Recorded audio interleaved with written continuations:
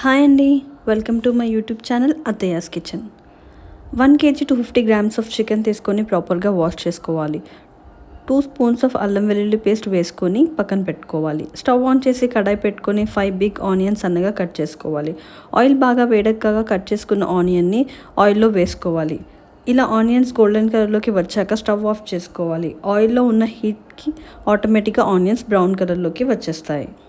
చికెన్లో 3 spoons of కారం, 4 spoons of salt, half spoon పసుపు, 10 పచ్చిమిర్చి కాటు పెట్టుకొని వేసుకోవాలి. ఒక కొత్తిమీర కట్ట, ఒక పుదీనా కట్ట, 250 grams ఆఫ్ పెరుగు, 2 స్పూన్స్ ధనియాల పొడి వేసుకొని మిక్స్ చేసుకోవాలి.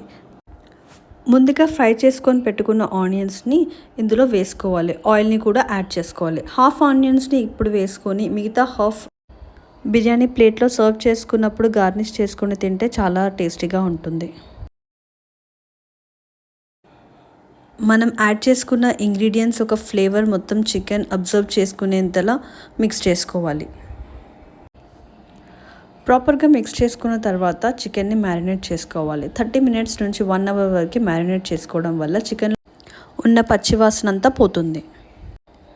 మ్యారినేట్ చేసుకునే ముందు ఉప్పు, కారం, లెమన్ టేస్ట్ అన్నీ సరిగ్గా వస్తున్నాయా లేదా చెక్ చేసుకోండి. అన్నీ సరిగ్గా ఉంటే మ్యారినేషన్ చేసుకొని పక్కన పెట్టేసుకోవడమే. స్టవ్ ఆన్ చేసుకొని బౌల్ పెట్టుకొని వాటర్ యాడ్ చేసుకొని అందులో 3 to 4 బిర్యానీ ఆకులు, కొంచెం సాజీరా, 6 లవంగాలు, 2 పట్ట, 6 నుంచి 8 మిరియాలు వేసుకోవాలి. ఒక జాపత్రి పువ్వు, తగినంత ఉప్పు, ఇంకా కొంచెం ఆయిల్ యాడ్ చేసుకోవాలి. ఆయిల్ యాడ్ చేసుకోవడం వల్ల అన్నం అనేది పుల్లలుగా అవుతుంది. బాయిల్ అవుతున్న వాటర్లో నుంచి 2 glasses ఆఫ్ వాటర్ తీసుకొని మ్యారినేట్ చేసుకున్న చికెన్లో వేసుకోవాలి. ఇలా వేసుకోవడం వల్ల చికెన్ అనేది కింద అడుగంటకుండా ఉంటుంది, ఇంకా ఫ్లేవర్ కూడా బాగుంటుంది. ఇలా ఒకసారి మ్యారినేట్ చేసుకున్న చికెన్ని కలుపుకొని నీట్గా అరేంజ్ చేసుకోవాలి. వాటర్లో రైస్ యాడ్ చేసుకొని ఒకసారి కలుపుకోవాలి. రైస్ ఇలా ఉడికిందా లేదా చెక్ చేసుకొని ఉడికిన రైస్ని మ్యారినేట్ చేసుకున్న చికెన్లోకి వేసుకోవాలి. రైస్ అంతా కరెక్ట్గా అరేంజ్ చేసేసుకోవాలి. నీట్గా పెట్టేసుకొని అందులో గీ యాడ్ చేసుకోవాలి. కావాల్సినంత గీ యాడ్ చేసుకోవచ్చు. మూత పెట్టుకొని స్టవ్ ఆన్ చేసుకొని స్టవ్ పైన దమ్ముకు పెట్టుకోవాలి.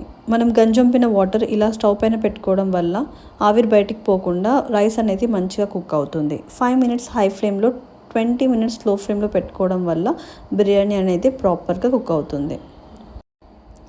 ఈ రెసిపీ కనుక మీకు నచ్చినట్టయితే కామెంట్ బాక్స్లో కామెంట్ చేయండి. ఇలాంటి మరెన్నో రెసిపీ కోసం మా ఛానల్ని సబ్స్క్రైబ్ చేయండి.